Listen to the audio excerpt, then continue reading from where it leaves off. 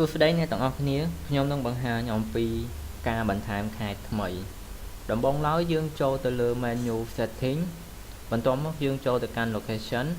បន្ទាប់មកយើងធ្វើការ click ទៅលើខ្មែរ location ឥឡូវនេះគឺយើងចូលមកដល់ខ្មែរ location ហើយបន្ទាប់មកយើងធ្វើការ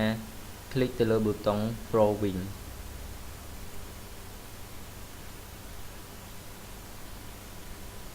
នេះគឺជាប្រអប់ដែលសម្រាប់ឲ្យយើងបញ្ចូលព័ត៌មានការបន្ថែមខេត្តថ្មី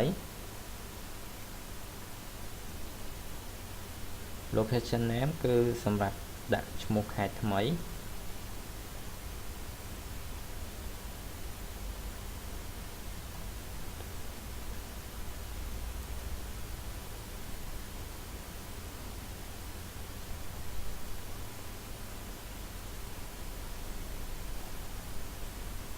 location name KX គឺសម្រាប់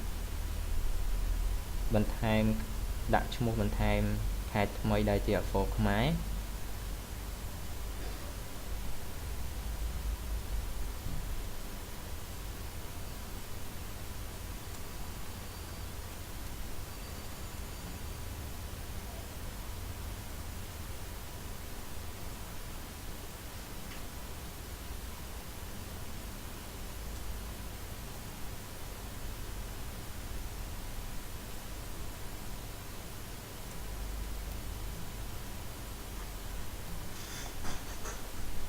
បន្ទាប់មកខ្ញុំធ្វើការ click ទៅលើប៊ូតុង add new